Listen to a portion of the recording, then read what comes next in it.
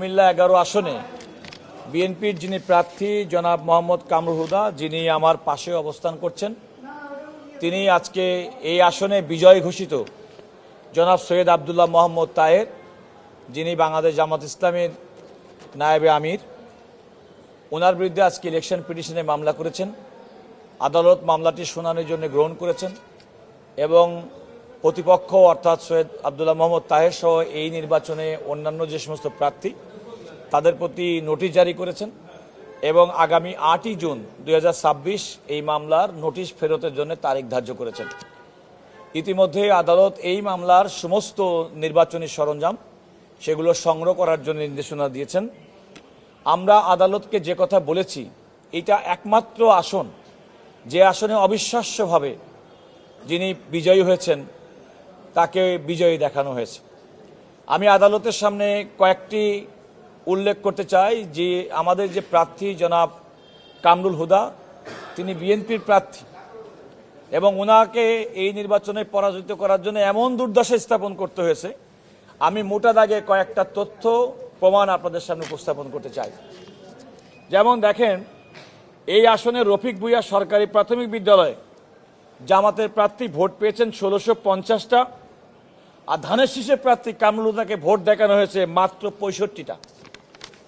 আমরা ধোপকলা উচ্চ বিদ্যালয়ের একটা কেন্দ্র, যেখানে জামাতের প্রার্থীর ভোট দেখানো হয়েছে 1771টা কাটাছিড়া করে।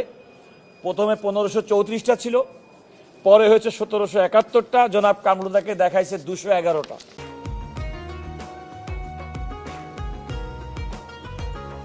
আশ্চর্যজনকভাবে পশ্চিম ডেকরা সরকারি প্রাথমিক বিদ্যালয়, সেখানে জামাতের প্রার্থী আবদুল্লাহ মোহাম্মদ তাহেরের ভোটের সংখ্যা 1908, আর ধানের শীষের প্রার্থী কামরুল হুদার ভোটের সংখ্যা হচ্ছে মাত্র 74।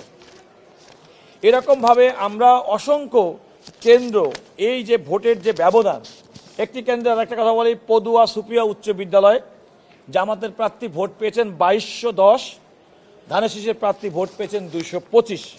এমনকি 15 ভোট 20 ভোট, এই যে আরেকটা কেন্দ্র ধুবড়া এই বুদরা কেন্দ্র 1752, ওনাকে দেখাইছে 106। আমরা এইভাবে 73টা কেন্দ্রে দেখেছি যে 73টা কেন্দ্রে বিএনপির প্রার্থী জনাব কামরুল হুদাকে কিভাবে পরাজিত করা হয়েছে এবং কিভাবে নির্বাচনী অনিয়ম, ভোট কেন্দ্রে ভোটারদেরকে বাইর করে দিয়ে, এজেন্টদেরকে বাইর করে দিয়ে, এমনকি ভিডিও হয়েছে যে আমরা ভিডিও দেখিয়েছি যে সেই ভিডিওতে সিল মারছে, সেরকম উদাহরণ আমাদের কাছে আছে। এটা নির্বাচনের নামে এই আসনে আপনারা জানেন যে বাংলাদেশের নির্বাচনে একমাত্র আসন যে আসনের কয়েকটি কেন্দ্রের ফলাফল নির্বাচন কমিশন বাতিল করেছিল, ককটেল বিস্ফোরণের মতো ঘটনা ঘটেছে। এরকম একটা জ্বলন্তভাবে প্রমাণ যে যেখানে ধানের শীষের প্রার্থীর এই যে আসনগুলোতে আপনারা সহজেই বুঝে করতে পারেন যে কিভাবে এই নির্বাচনটি হয়েছে এবং আমাদের এই প্রার্থীকে পরাজিত করা হয়েছে। আমরা আদালতের কাছে সমস্ত কিছু প্রমাণ উল্লেখ করেছি। আমি শুধুমাত্র প্রমাণ হিসেবে এই 73টা কেন্দ্রের প্রত্যেকটা সিট আমরা দিয়েছি এবং সেখানে দেখিয়েছি কীভাবে। সর্বশেষ কথাটা বলি, সেটা আপনাদের আরও বোধগম্য হবে। আমার তো মনে হয় বাংলাদেশে এমন কোনো প্রান্ত নেই যে গ্রামে অন্তত কমপক্ষে 50%-এর মানুষ ধানের শীষে ভোট দেয় না।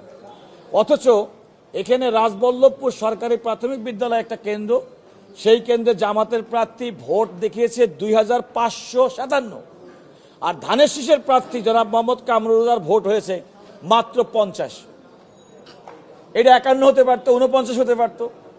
এইভাবে প্রত্যেকটা কেন্দ্র আমরা দেখেন, আমি প্রত্যেকটা কেন্দ্র ওয়ারি। এই একটি কেন্দ্র রামপুর সরকারি প্রাথমিক বিদ্যালয়, যেখানে জামাতের প্রার্থী আবদুল্লাহ মোহাম্মদ তাহেরকে ভোট দেখানো হয়েছে 2018, আর আমাদের প্রার্থী জনাব কামরুল হুদা বিএনপির প্রার্থী, তার ভোটের পরিমাণ হচ্ছে সংখ্যা হচ্ছে মাত্র 95।